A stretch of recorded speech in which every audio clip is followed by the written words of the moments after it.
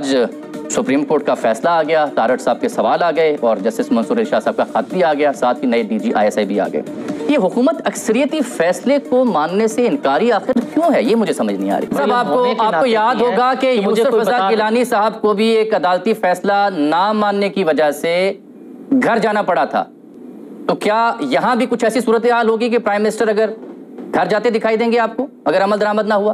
جامی صاحب مجھے یہ بتائیں کہ وہاں گیلانی صاحب ہوں یا نواز شریف صاحب ہوں، نواز شریف صاحب کو بھی 2017 میں فیصلہ کر کے نااہل کیا گیا تھا۔ لیکن ہم بیسک پرنسپلز پہ آ جاتے ہیں۔ ایک چھوٹا سوال کرتا ہوں کیونکہ آپ سینئر سیاستدان، گراس روٹ لیول سے آپ نے اپنی سیاست کا آغاز کر رکھا ہے، کیا آپ PTI کے وجود سے انکار کرتے ہیں؟ ایک، اور اگر نہیں تو آپ PTI کے ووٹرز کی جو رائے ہے اسے کیسے ٹھکرا سکتے ہیں جس کا آئین کے اندر بطور بنیادی حقوق حوالہ درج ہے، اور آج فیصلے میں بھی آرٹیکل 17 اور آرٹیکل 19 کا حوالہ دیا ہے سپریم کورٹ نے کہ کسی جماعت سے وابستگی اور اظہار رائے کی آزادی سے متعلق یہ آرٹیکل ہے، اس کا ہم کیسے انکار کر سکتے ہیں؟ لوگوں نے جو 83 لوگ منتخب کروائے وہ اسی بنیادی حقوق کے تحت کروائے، 83 سیٹوں کے عوض جو مخصوص نشستیں ملتی ہیں اس جماعت کو کاٹ کے کیسے نون لیگ، پیپلز پارٹی یا MQM کو دے دی جائیں؟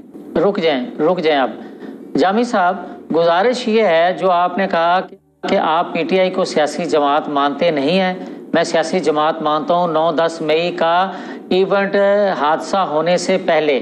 نمبر 2، آپ جو یہ کہہ رہے ہیں کہ کیا جو PTI کا ووٹر ہے جس کو ووٹ کاسٹ کرتا ہے اس کو حق حاصل نہیں ہے کہ وہ PTI کا ممبر بنے؟ اس کو حق حاصل ہے، مگر اس کو یہ حق حاصل نہیں ہے کہ وہ ایک دفعہ وفاداری کا سرٹیفکیٹ کسی جماعت کے لیے دے اور پھر وہ نئی وفاداری وفاداری کرنے کے لیے نیا حلف نامہ دے۔ ابھی چند روز پہلے میں آپ کو سن رہا تھا کہیں آپ فیض یاب تاثر سمجھتے ہیں ابھی بھی ایگزسٹ کرتا ہے، وہ تو ان کا تو فیلڈ جنرل کورٹ مارشل ہو رہا ہے، اب کیسی سہولیات PTI کو مل رہی ہیں؟ جامی صاحب میں بڑا کلیئر ہوں اور بڑے عرصے سے کہتا آ رہا ہوں، اور آپ جیسے جو میرے انتہائی عزیز محترم دوست ہیں یہ اس وقت بھی نہیں مانتے تھے، آج پھر نہیں مانیں گے۔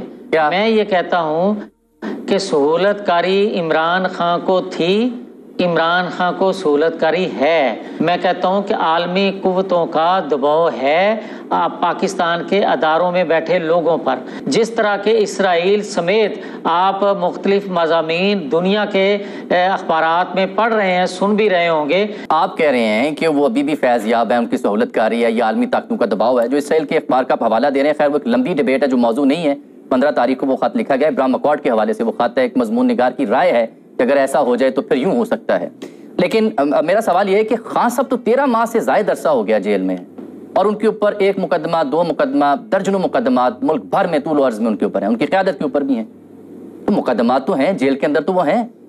اس کا مطلب یہ ہے کہ سسٹم وہ دباؤ نہیں لے رہا جس کی جانب آپ اشارہ کر رہے ہیں، ورنہ تو وہ باہر آئے ہوتے ہیں۔ نہیں، سن لیں، پھر بات بڑی اچھی آپ نے کی ہے، مگر حوصلے سے جس طرح آپ نے سوال کیا ہے اسی طرح حوصلے سے آپ نے جواب بھی سننا ہے۔ میاں صاحب بسم اللہ کرو، سن رہے ہیں کہ اگر جامی صاحب قوتیں جو بقول آپ کے یا بقول کسی کے یا میں بھی کہہ دیتا ہوں کہ جو مقدمات اتنی تعداد میں بنے ہیں وہ قوتیں کیا پاکستان کے اندر اتنی بے اثر ہو گئی ہیں کہ وہ تو ایک مقدمہ بناتی تھی بیٹے سے تنخواہ نہ لینے کا تو بھائی اس پہ سزا تا حیات نااہلی کی آ جاتی تھی۔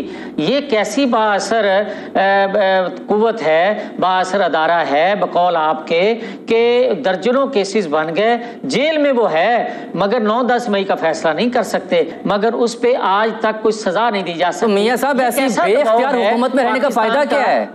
ایسی بے اختیار حکومت میں رہنے کا فائدہ کیا جو دباؤ کے اندر ہے؟ چھوڑ دیں ایسی حکومت۔ آپ نے ایک سیکنڈ، آپ نے یہ اصل بات کی ہے، آپ چاہیں تو لاہور میں جلسے کی موجودگی میں 6 بجے کا ٹائم ہو جائے تو 6:15 بجے پولیس جو ہے وہ سٹیج خالی کروا سکتی ہے۔ کیوں کروا سکتی ہے؟ اچھا میں چھوٹی سی ایک بریک لے لوں، چھوٹی سی ایک بریک